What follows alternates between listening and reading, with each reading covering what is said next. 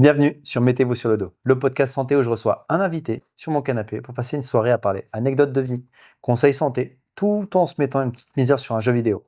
Et aujourd'hui, j'accueille une invitée un peu spéciale. Elle a fait un super projet que j'ai suivi cet été, c'était de faire Paris-Brest en courant. Donc c'était 3 semaines, je me rappelle plus, c'était plus de 600 km. Donc je vous présente Gladys. Bonjour. Coucou à toi. Ta caméra elle est juste là-bas. Ça va. Ça me fait un plaisir de t'avoir ici. Ouais, bah, À savoir que Gladys, c'était une de mes patientes qui était venue au cabinet. Elle va se présenter. Tu te présentes auprès de nos... moi, je suis Gladys. Donc, effectivement, je viens cet été de courir de Paris jusqu'à Brest, soit 723 km. Est-ce que je dois parler de qui je suis dans la vie pro? Est-ce que c'est important? Ouais, tu peux. Ouais, bon, j'étais directrice de chaîne de resto, de boulangerie. Et voilà à peu près qui je suis. Qu'est-ce que tu fais dans la vie en tant que loisir?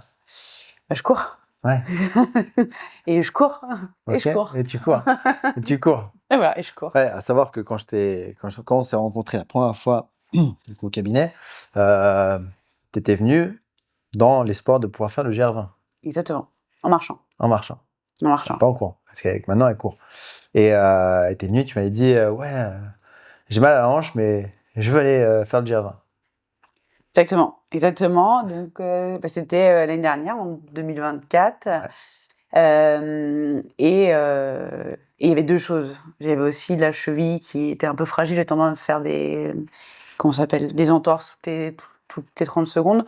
Et c'est comme ça que je suis arrivée dans ton cabinet pour anticiper le GR20. Exactement.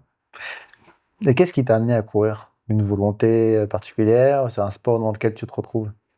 Alors, j'ai commencé à courir pour faire plaisir à mon patron. Donc, en fait, il voulait faire un club de running.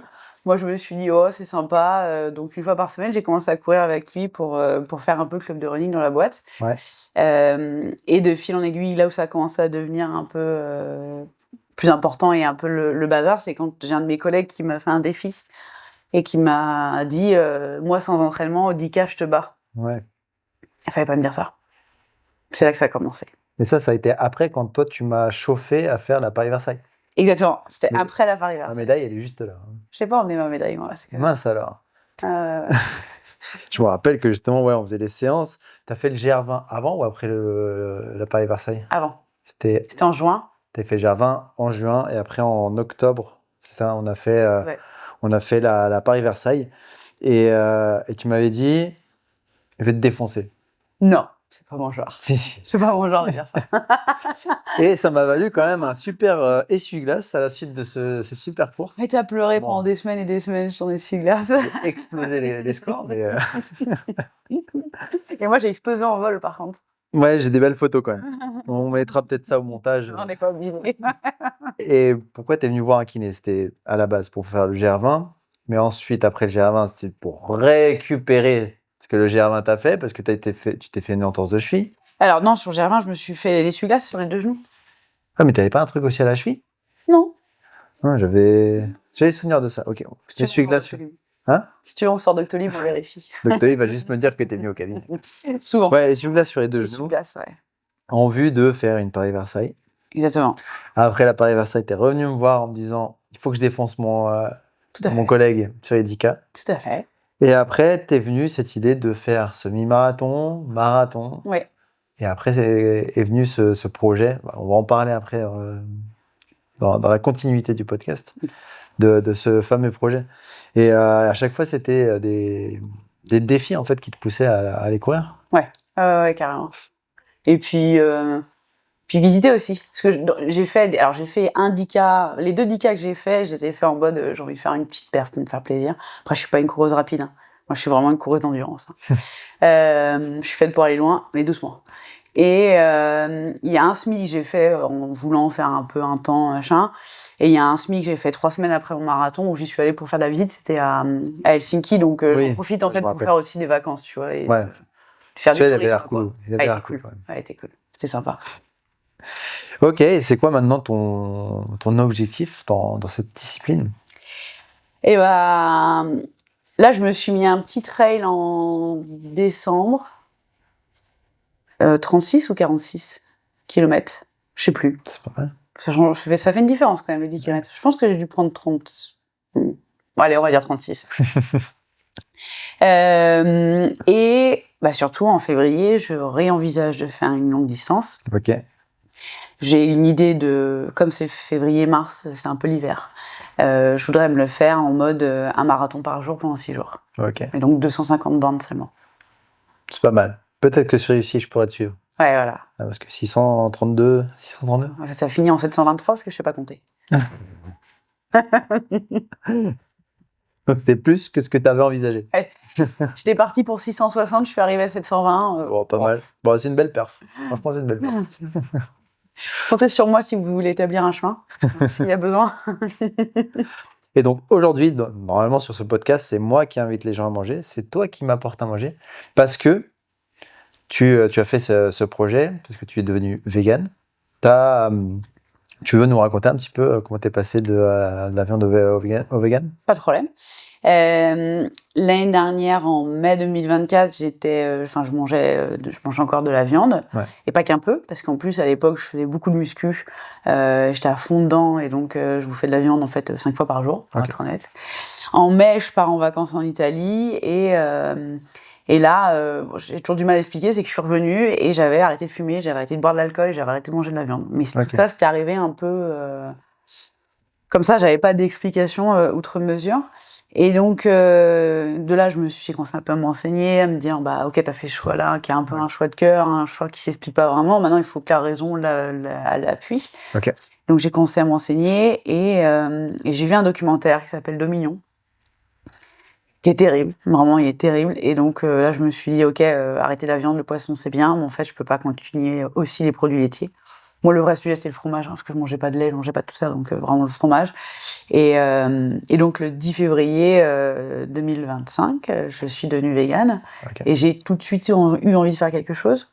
Parce qu'en l'occurrence, j'avais une image très négative, moi, des véganes et du véganisme. Donc, quand moi-même je le suis devenue, je me suis dit, waouh, c'était chaud quand même. Et donc, je me suis dit, ce serait quand même sympa de faire un truc pour cette image, voilà, qui peut être un peu biaisée par certains médias, certaines actions qu'on a pu voir, donc, et de dire qu'on peut être végane et aussi bienveillant. Et donc, au-delà de la course à pied pour le projet dont on va parler, il y avait cet aspect où j'allais à la rencontre d'éleveurs pour ouvrir le dialogue et pour montrer que voilà, on peut avoir de la bienveillance, on peut se parler sans jugement, quoi. Ok. Voilà. Super. Beau projet. Ouais. Je te suivi depuis le début, hein, donc beau projet en effet.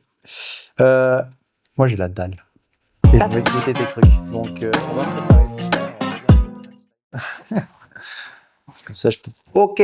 Du coup, c'est Gladys qui nous régale aujourd'hui. Bon, je suis désolé, il n'y aura pas le pierre feuille ciseau de la boisson parce que comme c'est pas moi qui m'en suis occupé.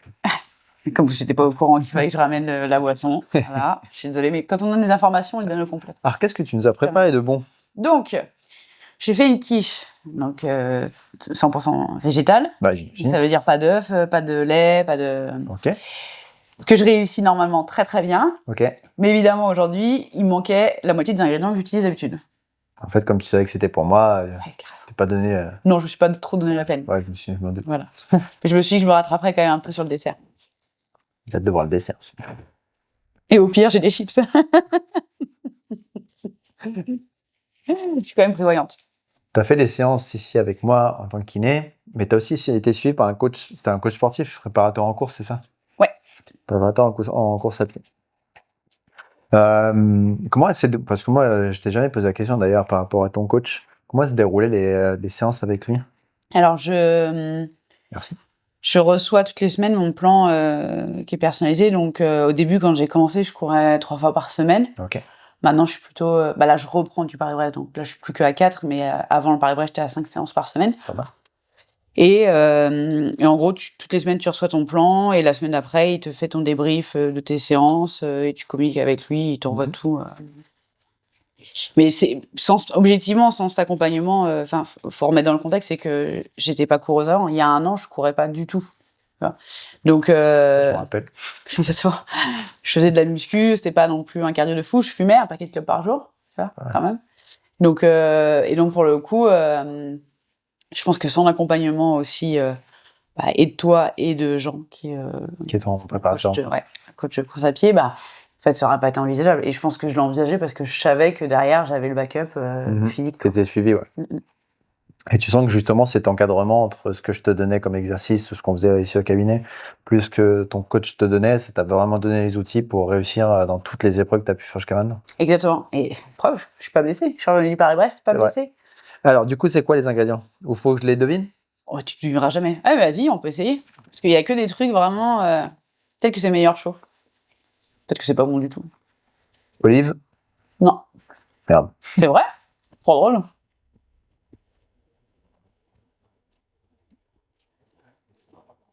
Mais là, je t'ai mis... C'est un peu plus épais que d'habitude. T'as du soja? Ouais. C'est facile.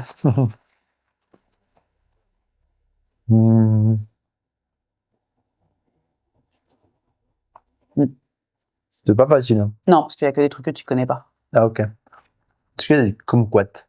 Non. J'avais ce nom bizarre dans ma tête. Là. C'est un fruit. Oui. Mais j'aurais pu, si tu veux, on peut mettre une petite kumquat en dessert, en déco, si tu veux. Non, du coup, là, quoi, c'est super bon. Donc, pas de feuilleté, ça c'est simple quand même. Ouais. Voilà. Donc là, je l'ai fait avec du tofu liquide. Ok. Dans les ingrédients un peu... alors que tous les véganes connaissent, mais que tu apprends quand tu deviens végane, il y a des PST, donc les protéines de soja texturées. Ok. Et en gros, ça ressemble un peu à des cornflakes, comme ça. C'est tout sec et tu les réhydrates avant de les cuisiner. D'accord. C'est ce que j'avais emmené typiquement sur le Paris-Brest, parce qu'en fait, c'est hyper pratique, ça pèse rien. C'est une bombe en protéines. Et tu en fais ce que tu veux, parce qu'en fait, ça n'a pas de goût. Donc, c'est ce que tu vas mettre à côté qui va lui donner du goût. Ok. Et dedans, il y a de la levure maltée aussi. Ok. Et la levure maltée, c'est ce qui va donner un petit... Donc, pareil, ça te rajoute des protes, etc. Et surtout, ça donne un petit côté un peu fromager, tu vois. Ok. Et un peu de lait d'avoine. Voilà. Sel, poivre et curcuma, c'est ce qui donne cette couleur un peu jaune. C'est très bon. Est-ce qu'il y a des moments dans ta prépa et aussi dans ce qu'on a pu faire en kiné qui ont été marquants, genre des galères? Il y a déjà toutes les fois où tu passes des étapes... tu vois, genre, typiquement, passer de 3 à 4 entraînements et commencer à faire des 40 km par semaine et ça, toutes les semaines, où tu dis, waouh, c'est moi qui cours 40 km toutes les semaines et en plus, je le fais genre sans te ressentir, en étant bien, en étant... Le marathon. Je me suis foirée. Et le 18 mai, j'ai fait le marathon d'Auxerre. Donc, on était en mai, je partais fin août, tu vois, donc quand même... et ça restait qu'un marathon par rapport à l'objectif des 700 bornes, tu vois. Et donc 42 km le marathon. Au 21e kilomètre, douleur des essuie-glaces qui me reprend, à plus pouvoir courir, et donc à marcher genre 100 mètres, marcher 100 mètres, courir 100 mètres, marcher 100 mètres, courir 100 mètres. Et ça, sur les 21 derniers kilomètres du marathon, j'ai pas lâché. Alors je pleurais, à la fois parce que j'avais mal, à la fois parce que j'étais trop énervée d'avoir foiré mon marathon. Mais voilà, et ça a été, parce que mine de rien, ça te fait flipper, parce que tu te dis, waouh, j'ai fait qu'un marathon. Qu'un semi-marathon, pour le coup, à partir du moment où j'avais mal. C'est ça. Et donc après, je l'ai fait au mental, oui, je l'ai fait en prenant le risque de me faire encore plus mal, mais je me suis dit, waouh, j'en ai 700 encore après, derrière, quoi. Ça, c'était un moment un peu de flip. Surtout, après, entre le marathon d'Auxerre et ton départ pour Paris-Ouest, t'avais fait une épreuve entre deux ou pas? 3 semaines après le marathon, j'ai fait le semi à Helsinki. Mais le semi à Helsinki... Ça, c'est un semi, ouais. Ouais. Et puis j'y suis allée en détente, je sais pas, je crois que je l'ai fait en 2h20, un truc comme ça. Je suis allée, j'ai filmé, je me suis amusée. Donc il n'y avait pas d'enjeu de vitesse, quoi. Ouais. Et tu trouves que la manière dont tu cours un marathon ou un semi, il est équivalent à celui que tu as fait avec le Paris-Brest? Non, rien à voir. Déjà, le Paris-Brest, c'est vrai qu'on n'en a pas parlé, mais je poussais un chariot qui faisait 45 kilos. Ouais. Donc déjà, ça change ta course Forcément, ouais. tout au tout. Et puis, objectivement, il n'y a pas de frein, il n'y a rien. Donc, en montée, tu as tout le poids du chariot à pousser. Donc là, clairement, tu cours limite marche. Enfin, il y a même des moments où j'ai marché, c'était la montée où je marchais. Et les descentes où, si je courais, enfin, une vraie descente bien raide, si je courais, je me laissais entraîner par le poids du chariot, quoi. Donc, et puis, mon allure était vraiment très, très lente. Tu vois, je courais vraiment doucement sur Paris-Brest, mais il fallait enquiller 32 km le lendemain, quoi. Ok. Tu sens qu'au fil des défis, ton mental et ton corps, ils ont totalement changé? Est-ce que tu t'es senti changer dans ton propre corps? En fait, je suis hyper surprise de ce qu'on est capable de faire. Et en fait, je pense que ce que j'ai fait, tout le monde peut le faire, tu vois. Parce que au bout d'un moment, ton corps, il s'habitue. Tu sais, au bout du 5e jour, tu vas courir 30 km. C'est normal, on va courir 30 km, tu vois. Et ça, j'ai du mal à m'attribuer ça comme étant une capacité que moi j'ai, tu vois. Non, en fait, je pense que tout le monde l'a avec de l'entraînement. Ouais. Alors, effectivement, j'ai arrêté de fumer, je fais attention à ce que je mange, je fais attention à mon sommeil. Enfin, tu vois, j'ai un entraînement complet, tu vois, mais Ça joue beaucoup quand même. quand même. Mais sinon, j'ai quand même toujours, honnêtement, pour ceux qui ont suivi un peu le Paris-Brest et qui ont vu, j'ai quand même vraiment eu beaucoup de galères. Notamment la météo, genre ça a duré 3 semaines et les 15 derniers jours, je peux dire ça comme ça, j'ai essuyé que de la pluie, tu vois, donc c'était quand même assez compliqué. Mais ce mental de toujours continuer et d'en rire et ça, je l'ai toujours un peu eu, ça fait partie quand même de ma personnalité, tu vois, de me dire, tant pis, écoute, la météo est pas avec moi, les dieux sont pas avec moi peut-être, mais on continue quand même, c'est pas grave. Après, c'est vrai que les 10 premiers jours, ils étaient incroyables au niveau météo aussi. Ouais. C'est juste que plus tu te rapprochais de la Bretagne. Ouais, alors la Normandie, je suis désolée les Normands, je sais très bien que la Normandie, ça a été presque pire. Désolée. La petite bataille entre les Bretons et les Normands. Voilà, là... Je vais te reprendre un petit bout. Vas-y, pardon, je te fais la découpe. Ce qui est super bon. Ça me fait plaisir. Ouais, c'est une invention, là, pour le coup. C'est une très bonne invention. Tu peux garder la recette. Mais vu ton entraînement en combat, tu as réussi à gérer tous les paramètres, genre sommeil, douleur. Pendant l'entraînement? Ouais. Alors déjà, j'ai quand même... faut remettre les choses dans le contexte. J'ai arrêté de bosser pour préparer le truc. Enfin, c'était pas que pour préparer le truc, mais j'ai quitté mon ancien emploi donc en avril. Donc, entre guillemets, d'avril à août, je n'avais que ça à m'occuper, que l'organisation du Paris-Brest. Alors après, il y a le point de vue physique, il y a tout le reste à faire. Donc c'était quand même un boulot prenant, mais... donc déjà, c'est quand même un avantage. C'est que j'avais le temps aussi de m'organiser pour dormir correctement. Après, naturellement, je suis quand même pas une grosse dormeuse, donc... mais là, j'ai quand même fait des nuits à 7 heures, alors que c'est pas du tout dans ma nature. Normalement, moi, je dors 5-6 heures, tu vois, c'est mes nuits. Ouais, je me rappelais, quand tu venais ici à 7 heures, t'avais pas beaucoup dormi. Voilà, voilà. Donc c'est plutôt moi. Et là, je me forçais. Et puis je pense que j'étais quand même fatiguée. Donc j'arrivais à dormir mes 7 heures. Et après, tu finis par t'habituer à rentrer dans le rythme. Et la nourriture, de toute façon, déjà, c'était déjà quelque chose auquel je faisais un peu attention avant. Et pour le coup, quand je détestais cuisiner avant. Vraiment, j'avais horreur de ça. Et avec d'abord le végétarisme, puis le véganisme, je me suis découvert une passion pour la cuisine. Ok. Et donc, en fait, je prends vraiment du plaisir à cuisiner, à faire mes trucs maison, etc. Donc, des recettes très bonnes. Inventer des recettes de bon matin. Parce que je me suis quand même levée à 6h15 pour te faire ta quiche. Ah, nickel. Voilà, s'il te plaît. Oh, ça me va. Tu t'as souffert pour la faire? Je me suis coupé le doigt. Ah bah ouais. Franchement, au péril de ma vie, quand même. Hein. T'as fait perdre un ongle. Ouais, imagine. Terrible. Ouais,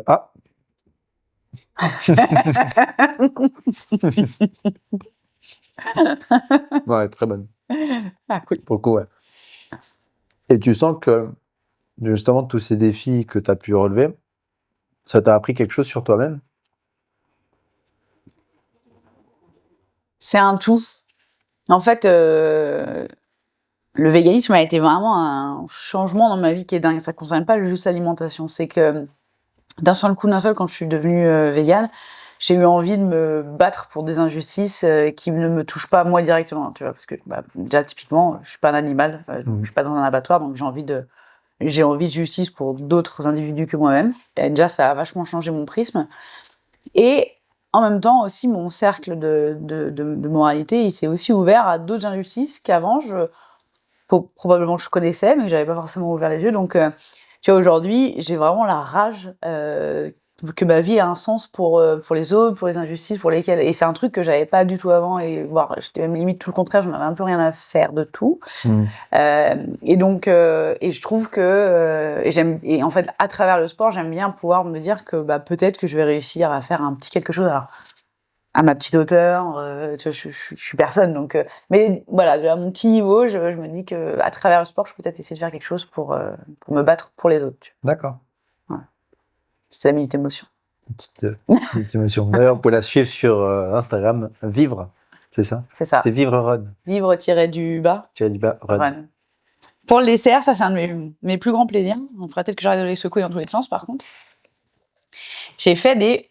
Attends pour l'image. Hop, regarde. Je le retourne pour qu'il soit beau. Tadam! Alors, laisse-moi deviner. On dirait, tu sais, les petits oursons avec de la guimauve, Ah ouais, t'as raison. mais ça n'a pas l'air d'être de la guimauve.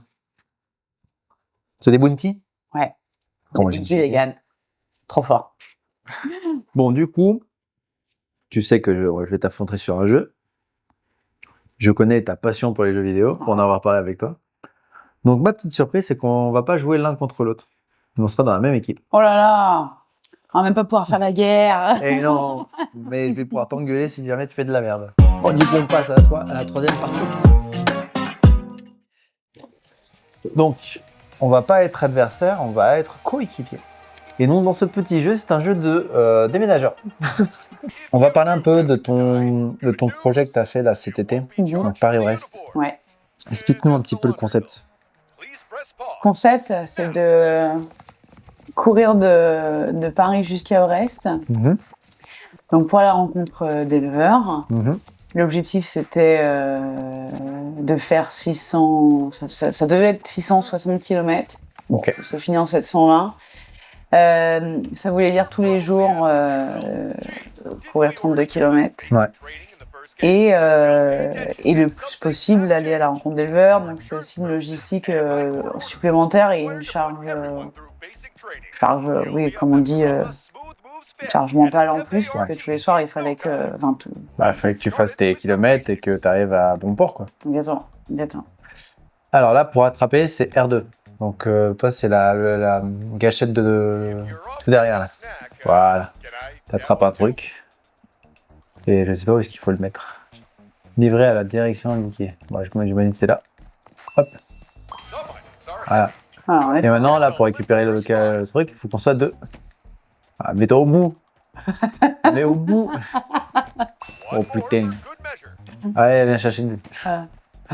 Allez. Voilà. Ah. Ok, il y a des pièges. des pièges. Ok, on va partir là.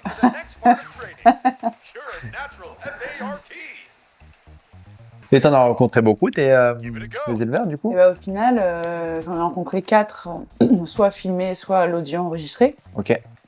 Et un 5e qui a voulu... en fait, j'ai juste eu une discussion très intéressante avec lui. Et c'est tout. Ok. Et alors, c'est vrai que j'étais un peu déçue parce que j'aurais voulu en rencontrer En voir plus. plus, forcément. Après, c'est pas évident. Dis-toi que j'appelais les éleveurs en disant « Coucou, je suis végane, j'aimerais te rencontrer. » C'est pas forcément intuitif. Qui me disent oui, quoi. Ouais.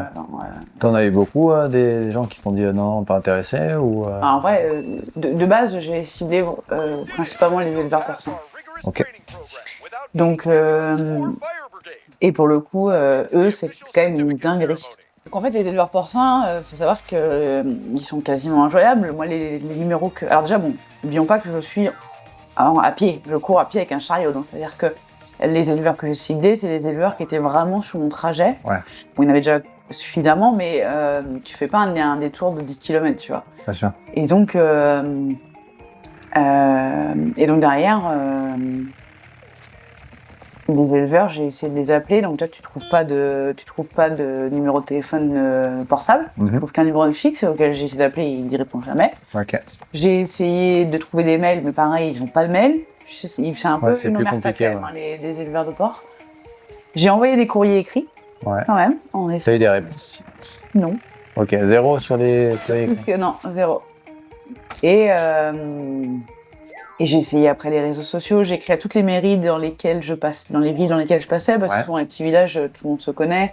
Et puis il y a quand même des chances pour que le maire soit l'éleveur porcin du coin. Il y a pas. Donc, mais tout ça en fait, j'ai pas eu de réponse. Il y en a qu'une seule qui m'a répondu grâce à tout ça. Ouais. Et elle m'a dit, c'est elle qui est venue à moi, en m'envoyant un message en me disant, moi, je suis OK pour vous rencontrer. On avait prévu de se voir le 14 septembre. Ouais. Et en l'occurrence, le 14 septembre, donc la veille, pas de nouvelles. Ouais. Le 14 septembre, je me dis, je vais quand même aller à notre lieu de rendez-vous. Et elle a disparu. Donc, ça m'étonnerait pas qu'il y ait eu un petit note en interne en disant non, vous parlez pas à cette dame, machin. Ah ouais. C'est un peu l'élevage porcin. Parce que là, elle m'avait écrit. Ça fait 10 ans que je travaille en porcherie, donc je pense que c'était plutôt une employée. Ouais. Quand elle utilise le mot porcherie, je pense que c'est plutôt un peu plus de l'intensif, tu vois. Et donc, forcément, on n'a pas trop envie d'en parler. Je sais qu'il n'y a pas trop envie que ça se sache, tu vois. Donc j'ai quand même réussi à avoir une éleveuse de cochons, mais c'est une éleveuse qui a des cochons en plein air, donc de mémoire je crois qu'ils sont 60. Mais effectivement, les conditions de vie de ces cochons-là, ça ressemble. Je crois que c'est même pas un pourcentage de cochons qui vit comme ça, tu vois. Donc ouais, eux ils vivent très bien par rapport aux autres qu'il peut y avoir. Exactement. Voilà. C'est le problème d'industriel, hein, tout ça.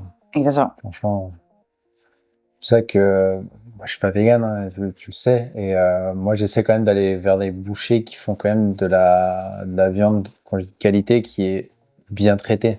C'est pas des poules qui sont entassées. Je prends direct des œufs. Déjà quand je vais en Vendée chez la tante à ma copine, on profite qu'elle ait son poulailler avec des poules bien en liberté là, et ils sont tellement mieux ces œufs en plus. C'est dingue. Donc ouais, t'as essuyé pas mal de refus et j'imagine que c'est dur ça. Ouais, c'est dur. Puis tu te dis, mince, j'ai fait tout ça et je vois aucun. Allez, pète la vitre. Ah mince, il faut aller prendre la porte. Ouais, je pense qu'il faut prendre la porte. Viens, à gauche. Okay. Appelez-moi, c'est un déménagement à faire. Hop, on va poser ça là. Ouais, c'est dur quand tu te lances dans un projet comme ça, t'espères quand même. J'ai quand même consacré en amont presque 6 mois, donc tu te dis waouh, si j'ai fait tout ça et qu'au final, j'ai encore cassé un truc. Au final, j'arrive même pas à rencontrer un seul éleveur. Il y a un moment où tu te dis waouh. Elle va m'aider avec la table. Ouais. Elle est un peu longue. Si je. Attends, on a un timer. Ah oui, tu traînes. Ah oui, toi tu casses tout. Oui, mais moi je vais vite. Donc ouais,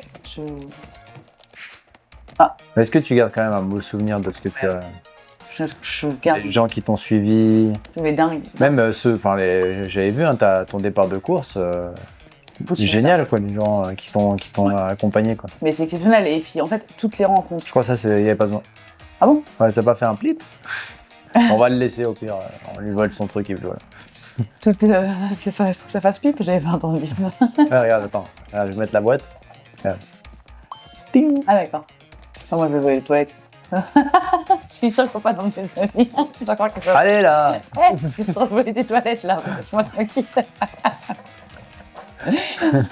Non, ça a été humainement parlant. Ah bah si, c'est bon. J'avais le droit d'emmener les toilettes. Ça a été incroyable, j'ai fait des rencontres incroyables, c'est riche en émotions, tu vois, genre je suis hyper satisfaite. Et même, tu vois, les rencontres avec les éleveurs, typiquement, j'en ai rencontré un qui s'appelait David, qui avait jamais entendu parler de véganisme, de vegan et tout, donc la discussion avec lui, elle était hyper riche, il était hyper touchant, enfin, c'était vraiment vraiment, j'en ai un très très bon souvenir. Alors oui, bien sûr qu'il faut des animaux et que j'aimerais bien qu'il fasse autre chose, mais c'était incroyable de rencontrer... Le frigo, il est lourd. De rencontrer ce monsieur et attends, je mange un mur d'abord. Et de pouvoir lui ouvrir un monde comme ça, tu vois, parce que pour lui c'était un truc de dingue, tu vois, genre il était là. Et tu sens qu'il est ouvert à passer à ça? Oh là, allons-y étape par étape. Alors déjà, imagine, il a construit sa vie, donc il habite en Normandie, il a jamais vu la mer, tu vois, donc vraiment il vit un peu hors du monde, tu vois. Ouais. Enfin, tu m'aides. Mais lui, il était. Et quand tu lui parles de véganisme, tu sais, c'est un monde qui s'ouvre devant lui, tu vois. Donc je pense qu'il y a un moment aussi d'analyse. Je lui ai laissé mon numéro en lui disant si tu as des questions, si tu veux en savoir un peu plus, n'hésite pas. T'es sûr de toi là, sur le truc?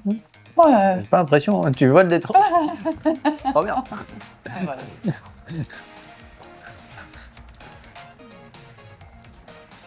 Et puis j'ai dormi beaucoup chez des gens. Enfin, alors je dormais dans les jardins, tu sais, dans les. Ah, tu étais avec ta tante, c'est ça? Ouais.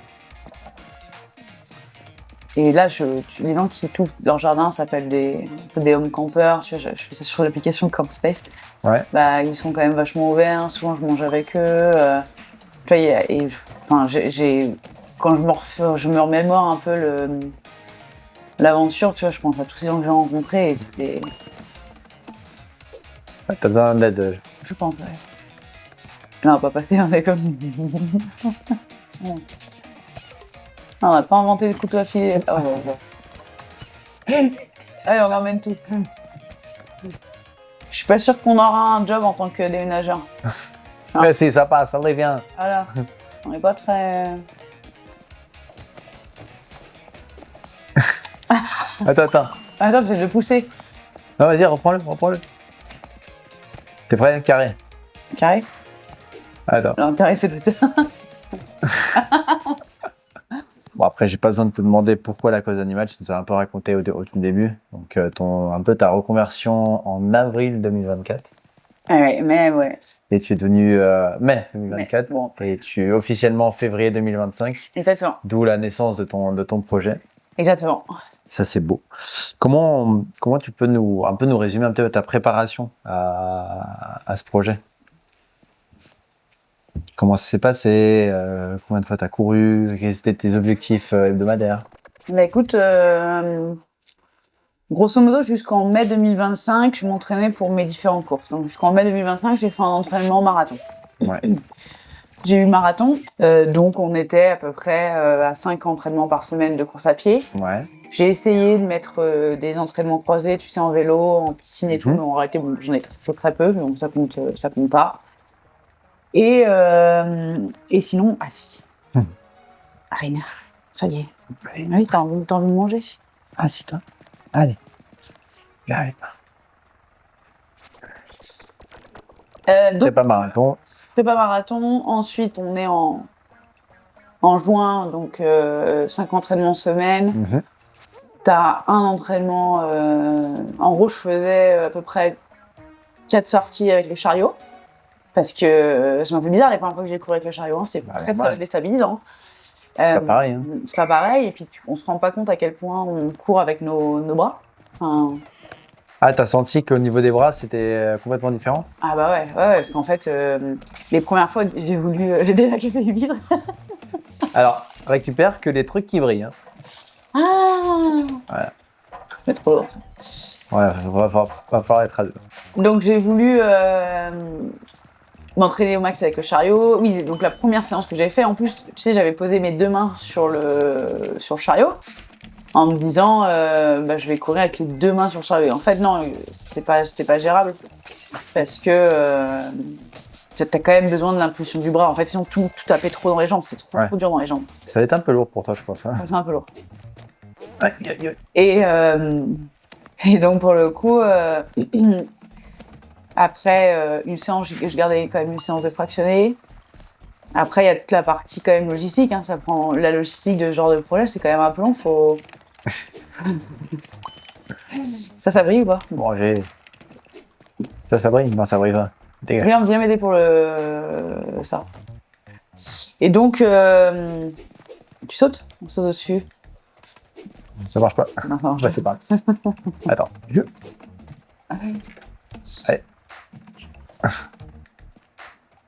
Allez. Oui, c'est pas très bien, ça joystick, ça devrait. Donc oui, la logistique. Alors il y a des trucs que j'ai quand même vraiment fait à l'arrache. Mais typiquement, contacter les éleveurs, ça m'a pris un temps fou. Bah, j'imagine. Donc c'est ce qui t'a pris le plus de temps? Ouais, et puis oui. Puis c'était dur. Alors, en plus, j'ai quand même un truc, c'est que je déteste appeler les gens. Mais vraiment, c'est maladif. C'est-à-dire que tu me dis, Gladys, tu cours 30 bornes ou tu t'appelles, tu passes un coup de fil, je te dis, je vais courir 30 bornes, tu vois. Je suis d'accord, je comprends.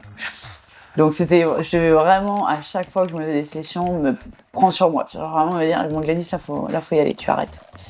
Est-ce que tu avais cette crainte aussi de... ça fait chier les gens? Ouais, un peu. Et puis, tu te dis...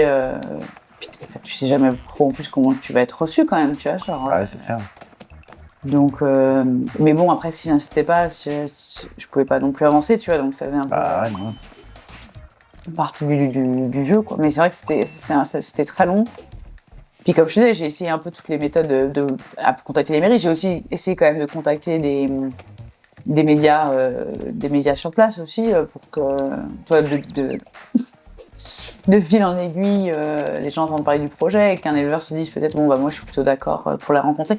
Et au final, plus j'en rencontrais, plus c'était facile après, entre guillemets, parce que je pouvais déjà leur dire, regardez ce que je fais sur les réseaux, j'ai déjà publié des vidéos avec l'éleveur, et vous voyez que je tiens ma promesse de faire... Ouais, ça t'a donné un certain cachet, en fait, dans ce que tu faisais, quoi.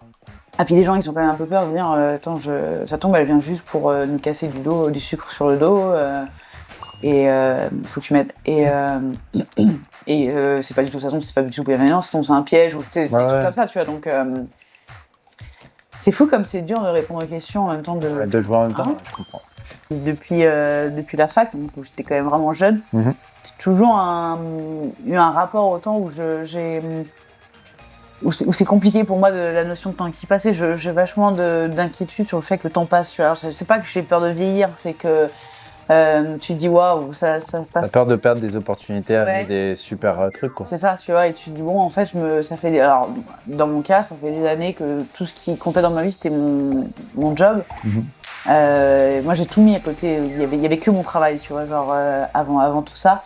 Donc, j'avais pas déjà, même l'arrivée de Reina, ma chienne, dans ma vie, ça a été un changement déjà incroyable. Mais sinon, avant, c'était le boulot.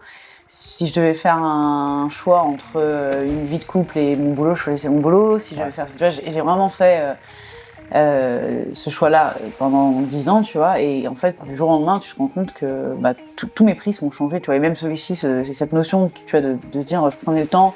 Tous les jours, en fait, j'allais courir quand même pour parler de la cause animale, tu vois, pour parler de tout ça. Et donc, j'étais dans cette dynamique de me dire, waouh, je suis quelqu'un d'autre et je fais quelque chose, pour quelqu'un d'autre que moi, tu vois. Enfin, voilà. Donc c'était dur, le retour. Je commence, je pense, à peu près, plus ou moins, à reprendre le rythme, mais c'est compliqué. Après, bon, je me projette sur un autre projet. Et aussi, tu vois, mine de rien, il y a aussi, je pense, cet affaire-là où ça fait 6 mois que je prépare ça, 6 mois où je vivais que pour ça, c'est le Paris-Brest. Puis t'es arrivé. Et c'est fini, quoi. Donc là, tu te dis waouh. Ah, mais justement, ça devrait te permettre de pouvoir rebondir et de dire, je vais refaire des projets comme ça. Voilà. Ça m'a fait des expériences incroyables et il faut que tu l'utilises comme moteur, en fait, pour te lancer vers d'autres projets. Si tu te sens autant accompli, je pense que tu as trouvé un peu la route dans laquelle tu as envie de t'engager et c'est super, en vrai. Ouais, de ouf. C'est bien un coureur qui a trouvé la route. Et je te l'ai pas dit, mais enfin, j'ai dû te le dire sur Insta, sur tes stories, mais félicitations. Merci. Parce que c'est un super projet. T'as réussi à le... Moi, elle veut toute rouge, je suis sûre qu'elle veut toute rouge.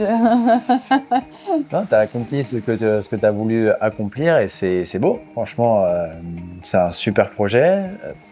Tu dis que tout le monde pourrait le faire, mais non, je suis pas d'accord. Pas tout le monde pourrait le faire parce que pas tout le monde a le mental que tu as pu utiliser pour le faire. Pas tout le monde s'est lancé en fait ce projet et pas tout le monde peut tenir 4 entraînements par semaine. Pour avoir des patients qui viennent ici et qui viennent normalement pour leur santé, pas tout le monde est capable de maintenir un entraînement sur 4 jours. Moi je te le dis. Donc tu fais partie d'un petit pourcentage de personnes, mais vraiment, c'est pas pour te saucer, mais vraiment, tu fais partie d'un petit pourcentage de personnes qui sait ce qu'elle doit faire pour accomplir ce qu'elle a envie de faire. Et ça c'est beau. Et voilà, je te cool là. Bon, non, lâche le jeu, là, passe à autre chose. Et là, comme dirait l'anglais, c'est trust the process. Fais confiance au processus. Et tu as fait confiance, tu as fait ton truc. Ça allait et tu kiffais, quoi. Franchement, c'est beau. Donc, moi, je pense que là, tu as trouvé un peu une voie dans laquelle tu as envie de te lancer. Et ça ne s'arrête pas à un seul projet, ça ne s'arrête pas à Paris-Brest. D'ailleurs, pourquoi Paris-Brest ? Il y avait une seule... Oui, bien sûr. En gros, donc je voulais, quand j'ai eu l'idée du projet, d'aller rencontrer des éleveurs.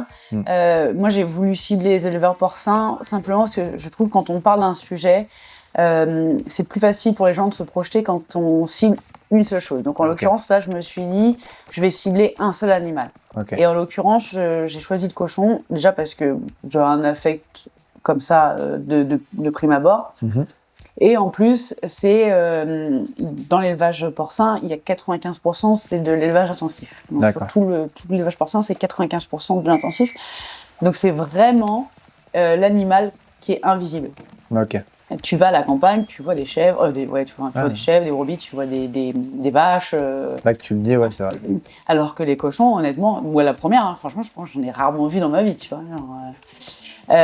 Et donc, je me suis dit, je vais choisir les cochons. Une fois que j'avais choisi l'animal, après j'ai regardé et en l'occurrence, c'est quoi cette porte là, faut la casser là. En Bretagne, 56% du cheptel de cochons est en Bretagne.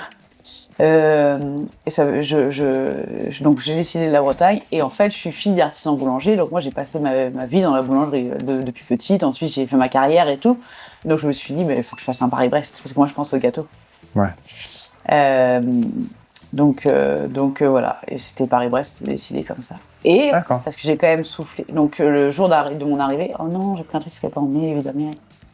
Le jour de mon arrivée c'était le jour de mon anniversaire. Donc j'ai soufflé mes bougies avec un Paris-Brest. Avec un Paris-Brest végétal. Trop bien. À Brest. À Brest. Donc tu parlais tout à l'heure de ton prochain projet, du coup c'est en février, tu ferais 250 bandes. Tu as déjà un peu l'idée en tête du parcours que tu voudrais faire? Alors probablement au départ de Paris, donc après on fait un petit rond. Là où je me pose des questions encore, c'est sûr, je veux absolument toujours faire une course à pied avec un objectif en plus que de la course à pied, tu vois. Donc il y a toujours cette question de la cause animale derrière. Ok. Je sais pas encore quel format ça va prendre. J'ai eu l'idée peut-être d'aller voir des refuges et de mettre des refuges en avant grâce à ça et de faire peut-être une cagnotte pour eux, pour le refuge que j'irai voir. Donc ça c'est une des options et là il faut que je contacte un peu de monde, il faut que je réfléchisse. Voilà, le contenu de la course est encore en réflexion. Et tu ferais du coup surtout par rapport aux élevages, donc ceux qui utilisent pour la nourriture ou aussi tout ce qui est cirque ou utilisation d'animaux en captivité? Ouais, c'est global. En fait, il y a tellement à faire dans la cause animale que c'est compliqué de dire. T'as envie de parler de tout, t'as envie de tout faire. Donc, en fait, ça fait partie des questions. Est-ce que je reste ciblée sur l'élevage alimentaire? Ouais, alimentaire, les fermes, donc les cochons, les animaux de ferme, etc.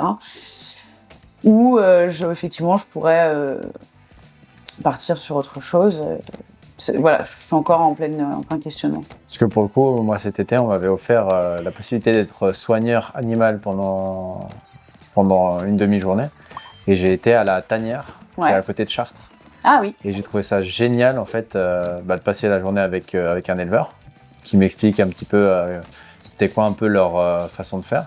Et en gros, il m'expliquait que tous les animaux qu'il y avait à la tanière ont été récupérés soit de maltraitance. Ouais. Donc il donnait l'exemple du lion, typiquement, qui était petit, qu'ils l'ont dégriffé pour qu'il puisse prendre des photos avec les touristes. Parce qu'un lion, quand ça a envie de descendre, ça griffe. Ouais. Quand ça griffe, ça fait mal. Ah oui. Pour éviter que ça fasse mal aux touristes, ils l'ont dégriffé. Je trouve ça horrible. Donc il nous a donné l'exemple chez un être humain, c'est comme arracher ton ongle en gros. Ah cool. Donc, super. Et il nous racontait qu'il y a même des tigres qui étaient au cirque, qui n'étaient pas maltraités, mais qu'avec la loi là, qui est passée, qui ne pourraient plus s'en occuper. Et malheureusement, c'est quand même un puits financier pour eux, alors qu'ils ne peuvent pas l'utiliser comme attraction. Donc il y en a qui ont été abandonnés, il y en a qui ont été donnés aussi par les cirques auprès de la tanière. Et je trouve que c'est une belle cause en gros. Comme il disait, c'est un peu un EHPAD. Oui. Pour les animaux en fin de carrière, entre guillemets. Parce que, alors c'est vrai que j'ai pas beaucoup d'abonnés pour le moment et tout, mais il y a un aspect où si je pouvais si je dois aller voir un refuge ou des gens qui aident des animaux, etc., j'aimerais bien faire une cagnotte et idéalement je choisirais peut-être un refuge qui a le plus besoin, qui a le moins de... Oui, bien sûr. Alors après, il y a un enjeu aussi sur le choix du refuge où en amont, il faut quand même que je m'assure qu'ils fassent les choses bien, tu vois. Voilà. Ah, on est bon, hein. On est pas mal, Hop là. Donc ouais, de très beaux projets à venir en tout cas, qu'on pourra suivre justement sur ta page Instagram Vivre Run. Exactement. C'est maintenant que passe la 4e phase. Donc je vais préparer tout ça et j'espère que tu es prête. Je sais pas si tu as vu les épisodes d'avant, mais ça va être rigolo. Donc je vais te poser 20 questions et il va falloir répondre sans réfléchir, d'accord? Ouais. Quelle est ta course préférée de toutes celles que tu as faites? Paris-Brest. Le moment le plus dur de ton Paris-Brest? Le moment le plus dur? Ouais. J'en ai pas. Bon, on va dire que quand t'as crevé, Ouais, on va dire 9 fois de suite. 9 fois de suite. Ton plat préféré après un long run? Riz avec des poivrons, des tomates, des oignons, genre un peu avec des pois chiches. Ok. Genre à l'asiatique. Alors, une citation ou une phrase qui te motive? Ça peut être une phrase que tu dis tout le temps. Phrase que j'ai tout le temps. Bon, on passe. Ouais, passe. L'animal qui te représente le mieux? Le chien. La blessure la plus éducative que tu aies eue? Elle essuie-glace. La première chose que tu aies fait après une séance de kiné? J'ai pris la moto. Le son ou la chanson que tu écoutes pour te motiver? Mais vas-y, ça m'énerve. Et le son ou la chanson que tu écoutes pour te motiver? Alors, j'ai des périodes, mais là, pendant Paris-Brest, j'écoutais Ben Mazet, Je marche. Ok. Une qualité indispensable pour un défi comme le tien? La résilience. Un défaut qui t'a parfois freiné? J'en ai pas des défauts. L'obstinence. L'obstination. Un truc comme ça, quoi. Ton endroit préféré sur le parcours Paris-Brest? Le Mont-Saint-Michel. Le moment où tu as failli abandonner et pourquoi tu ne l'as pas fait? J'ai jamais failli abandonner. Un mot pour décrire ton kiné? Chiant. Non. Ça me brise le cœur. Taquin. Une course ou un défi que tu rêves encore de faire? Le truc de Mathieu Blanchard, la Yukon en Canada, 600 km dans le dans le froid au Canada, au Yukon. T'as Ok. compris quoi? Ouais, j'ai compris. Merci. Si tu pouvais dire quelque chose à la toi d'avant le premier semi-marathon? On va aller loin.